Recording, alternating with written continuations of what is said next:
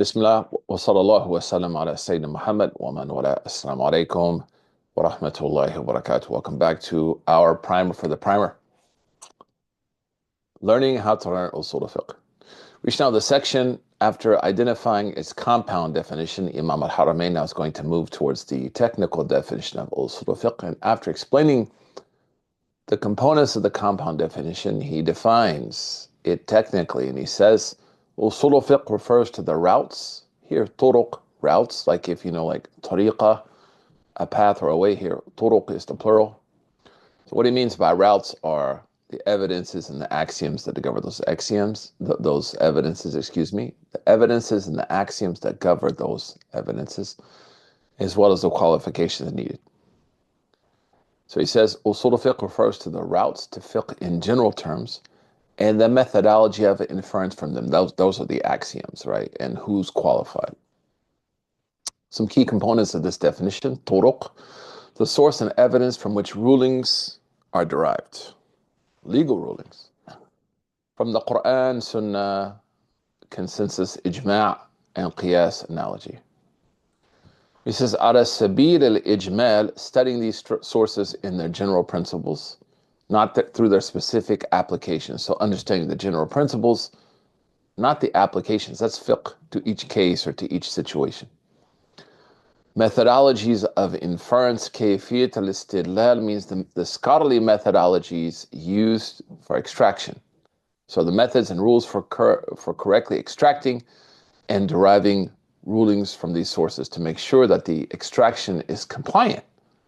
So observing those principles and rules. What does this kind of discipline, what is it going to cover? Number one, textual analysis. So study of commands, prohibitions, general text, specific texts, ambiguous texts, things that clarify the ambiguous texts. So there's going to be a textual component to Usul al-Fiqh. Evidentiary sources, so like Quran, Sunnah, consensus, and the logical reasoning. Interpretive methods, so these are going to be kind of identifying certain axioms that govern text and help us interpret them correctly. So like al-muhkam, which is nas, mutashabih, something which is ambiguous, something which is muqayyid, restricted, something which is mutlaq, unrestricted, and so on and so forth. Also going to be a relationship to resolution tools like naskh, abrogation, and what really is super important, tarjih, preferring one thing over another. Then finally, scholarly qualifications, conditions and qualifications of the scholar or other actors within this science that are not necessarily scholars. I have a problem with how liberally we use the word scholar. And then how it's used to restrict people who may not be scholars, but they still can get down. They still have things to offer. So this discipline, Usul al-Fiqh, regardless of the definition that we've engaged, whether it's the compound definition or the scientific definition, Usul al-Fiqh is going to be talking about textual analysis, evidentiary sources, interpretive methods, resolution tools like naskh or tarjih, and scholarly qualifications. I would also add to resolution tools ijma'. Ijma', consensus, oftentimes is used to offer a resolution to an issue. Whether right or wrong, we'll get into that in the future. Unlike fiqh, which deals with specific cases, Usul al-Fiqh provides the theoretical framework and methodology for deriving those specific rulings. So that's why it's general, not specific. General is Usul al-Fiqh. Specific is fiqh. So let's look at those differences here quickly, and you need to know this. Number one is the imperative. For example, in Usul al-Fiqh, the imperative verb form indicates an obligation, a command. That's a rule. Al-amr lil-wujub. That's an axiom. Just understand it. But in fiqh, its specific application is going to be to salah. There's a command to pray, so therefore prayer, specifically 5 daily prayers, is fard. So here we see the general idea, here we see the specific application. Consensus is a binding source of law. That's usul al-fiqh. Consensus on inheritance share for a granddaughter Specific now, fiqh. So in these instances, these are helping us identify texts which are then, or sources, which are then regurgitated to a specific act and given a ruling. Here's the general understanding. Here's the specific application.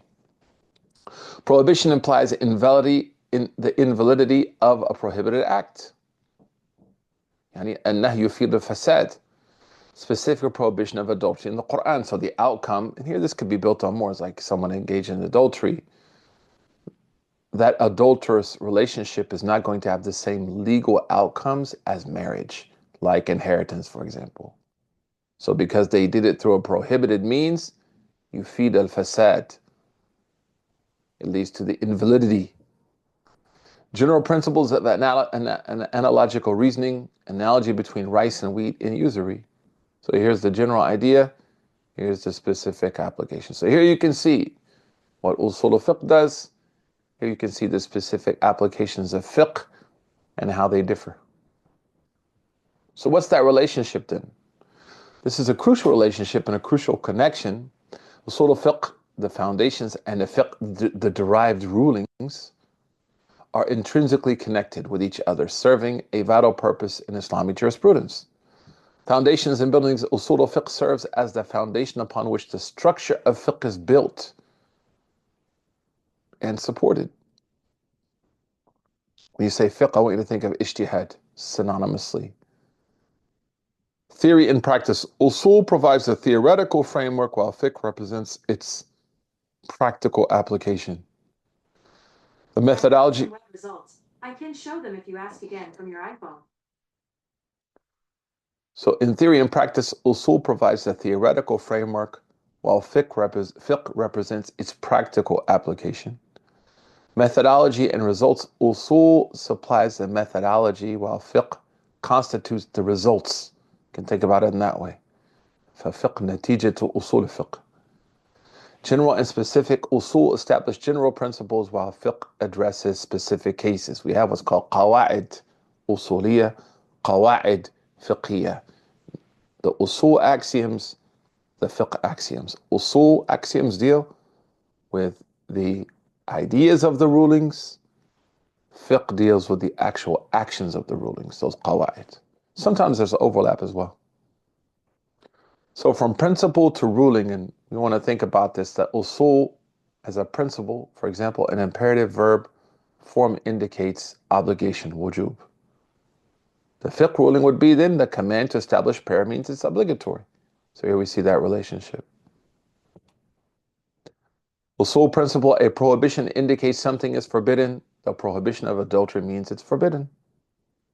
And here you can see how logic plays a great role in the language here. Here's some more examples. The methodology in action. The usul method, analogical reasoning as a valid source of rulings. Fiqh, extending the prohibition of wine to all intoxicants based on analogical reasoning. The usul method, a general text, applies to all. It encompasses fiqh, general commands about charity apply to all forms of charitable giving. So here's the idea, here's the application. So you want to think about usul is largely theoretical, but its outcome is practical. Its outcome is fiqh. Evidence for interpretation, usul framework. When texts conflict, specific text takes precedence over general text. An example would be specific exemptions for travelers from fasting despite the general injunction or obligation. Idea, application. Fiqh, usul fiqh. Usul framework, consensus, ijma' is a binding proof in Islamic law. Fiqh, prohibitions of marrying both a woman and her aunt simultaneously based on consensus. Let's look at some of the self-evaluation. I'll post these up on the Swiss page, but these are things that you want to think about. You should be able to define fiqh linguistically and terminologically. What is the technical definition of usul al-fiqh? Describe the relationship between fiqh and its foundations. Provide examples of rules that fall under usul al-fiqh axioms. Think about abstractions, theories, theorems, so on. What are some of the key concepts that we covered? Compound versus technical definition. Al-asl as a foundation versus al-far'. Fiqh as a derived knowledge. and the methodology and application of both. Imam al-Qarafi has a great statement. He says, the magnificent law, the Sharia, encompasses foundations and branches. Its foundations are divided into two types, one called the foundations of jurisprudence, fiqh, and the second type consists of significant jurisprudential principles, those axioms, that contain the secrets of the law and its wisdom. It's a really beautiful statement. Here's some reflection questions you want to think about. I'll link this document to the YouTube post. How does al-Qarafi's classification of the foundations of Islamic law enhance our understanding? What is the source of Usul al-Fiqh principles according to his quote, what is its sources? And how might this interconnected system of principles and applications benefit Islamic legal thought? Again, you want to take the class with me and more, enroll today by clicking on this link. It's posted as well as linked in the post. It's on the YouTube page. Barakallahu feekum wa sallallahu wa sallam ala Sayyidina Muhammad. Assalamu alaikum wa rahmatullahi wa barakatuh.